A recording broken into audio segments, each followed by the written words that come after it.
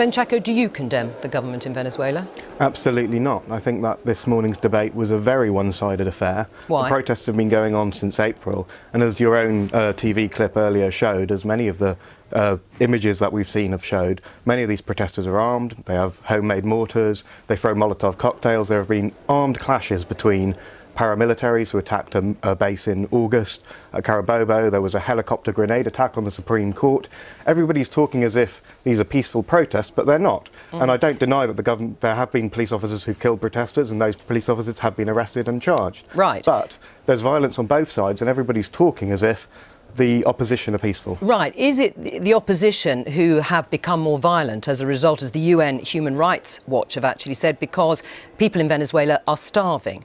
Opposition politicians and protesters are being beaten, tortured, jailed and killed, and it's being done by Maduro's government with impunity. I don't think that's the case at all. Opposition So are you saying that the Human Rights Watch are wrong? I mean, these are official statements from the Human Rights Watch, who are now preparing their statements for the Human Rights Council in Geneva, and that is their report. Yes, I think it's a very one-sided report. The majority of deaths in the Venezuelan protests have not been caused by security forces, and where security forces have been involved, they have been arrested, they have been tried, police officers have been jailed for those incidents. This is a violent uprising. It's one of a succession of violent uprisings by the Venezuelan right, an attempt to overthrow the Venezuelan presidency before elections next year. If they were so confident that the president is unpopular, why can't they wait and win the election next year against the president? Right, Graham Jones, what do you say about holding a one-sided debate that hasn't fairly reflected the violence, says Ben Chaco, on the side of the protesters?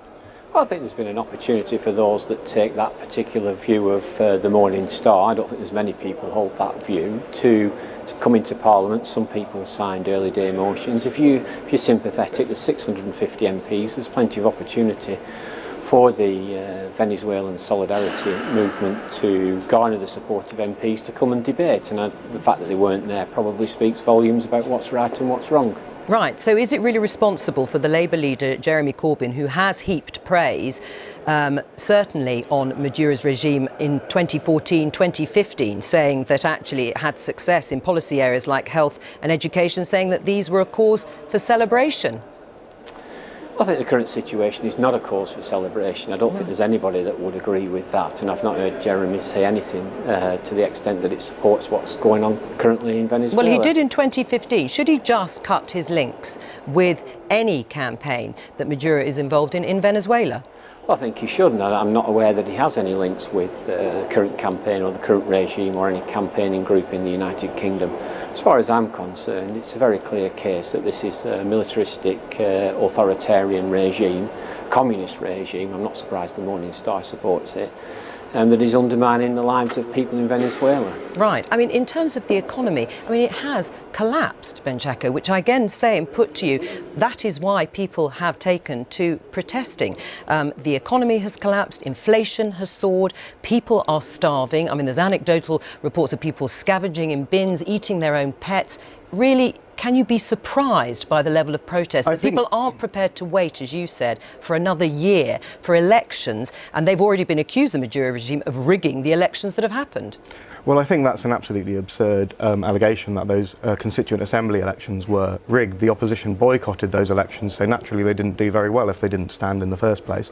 That constituent assembly was summoned because of this economic crisis, because there is an economic crisis. And whose fault is the economic crisis? The collapse in oil prices, as Jeremy said earlier. And who was in charge of Venezuela in terms of squandering the oil as a precious resource in Venezuela? Well, do you believe that when a government makes had mistakes in its economic policy, that then gives a right to the opposition to violently overthrow that government? No, it doesn't. The opposition, since winning a majority in the National Assembly, which they did in 2015, but elections which were internationally, they won the majority in those elections, so I don't see why they would claim that those were rigged. Since then, there has been the opposition controlling the parliament in Venezuela, the presidency controlled by Maduro, and they have failed to work together. So this Constituent Assembly was summoned as an attempt to get through that deadlock. The opposition boycotted those talks. The opposition has boycotted the Constituent Assembly. They don't want to move forward on this. They don't want dialogue. Right. Instead, they want to take to the streets to attack the police, to overthrow the regime. Your party made a lot of this over the summer. I mean, what evidence is there to suggest that a Labour government would follow any of the policies of the Venezuelan regime? Well, there seems to be a sneaking admiration on the part of Jeremy Corbyn. Well, I don't think it's necessarily sneaking. Thank you. I think you make my point. I think that there's lots of evidence that Jeremy Corbyn and John McDonnell, the people running the Labour Party, actually have seen the Venezuelan government as a model for economic policy. Now, the fact that the Venezuelan government has destroyed the economy of a country that should have been one of the wealthiest countries in South America and has therefore made the lives of its people a misery really ought to make people pause for thought and reflect on whether people like Jeremy Corbyn and John McDonnell are really people who could ever be trusted with the economy of our own country. Right, and should the government be working harder with the opposition parties then in Venezuela to do something about it? Well, I think we should make it very clear that we deprecate any government that fails to allow proper political freedom in the way that it does, and the awful way in which it's dealing with the protesters. And I wouldn't advocate violent protest, but I think we have to condemn the complete lack of political freedom in Venezuela. But we also have to be realistic about what we can do about it. The starting point has to be that we don't give them any succour, we don't give them support, we don't suggest that there's a body of opinion in the United Kingdom of any significance that is on their side. All right. Gentlemen, thank you both very much for joining us. Little secret. Angela Merkel, in private, is even more miserable than she appears to be in public.